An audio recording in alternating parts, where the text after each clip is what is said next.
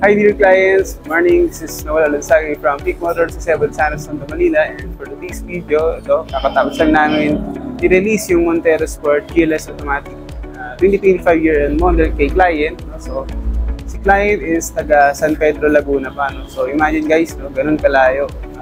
Nag-travel pa sila all the way to Cebu Santos, Santa Manila para i-release yung kanilang Montero Sport keyless automatic with free upgrade to Black Series look. So ganun kaganda yung offer, plus yung freebies na ipinamimigay natin. So dinadayo talaga tayo guys. So, pakita ko sa inyo, since tapos na siyang i-upgrade, no?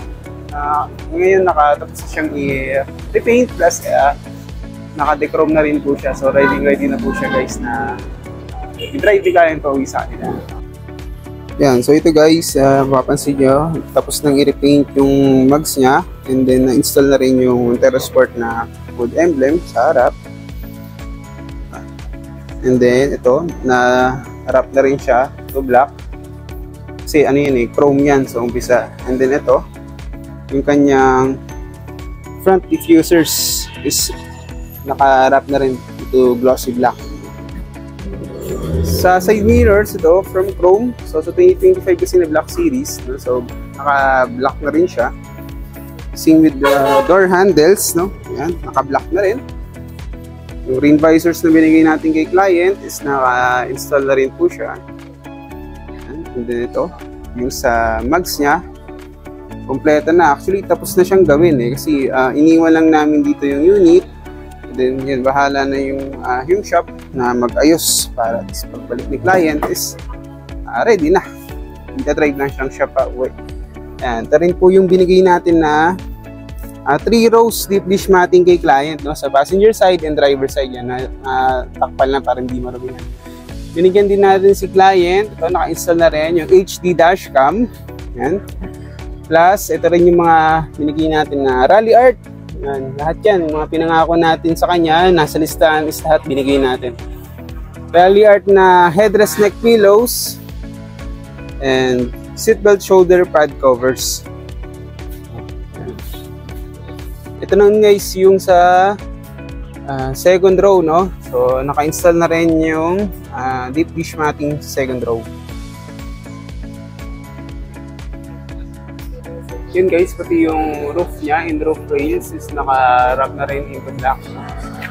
Plus yung binigay natin na GT spoiler kay client, so black din. Kumbaga inspired talaga siya dun sa legit na Black Series 2025 year model. Yan, trunk plate lead, ito rin from chrome sa 2024 model, naka-wrap na rin siya into black. And then ito yung kanyang rear diffusers, naka-black din, harap and likod. Plus ito yung binigay natin sa kanya na tailpipe finisher. Yan, kasama na rin siya dyan.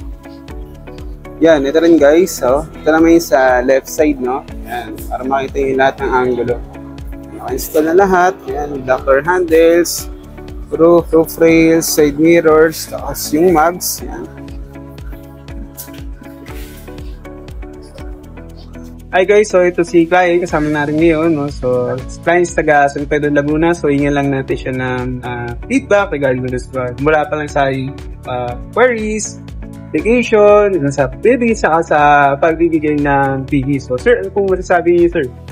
Hello, so si Noel, initially nag-inquire ako ng July pa, puro increase lang.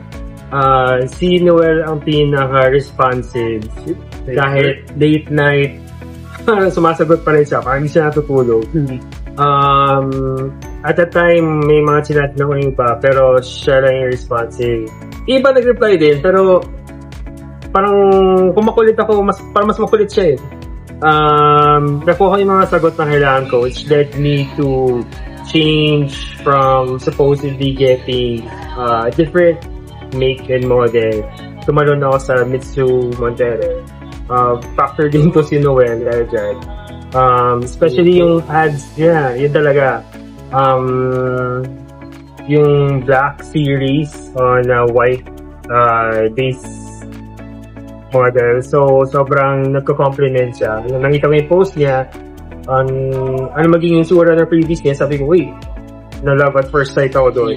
Simula noon, hindi ko na siya pinangawalan. Yung idea of getting a Montero na naka two-tone black and white look. Ito,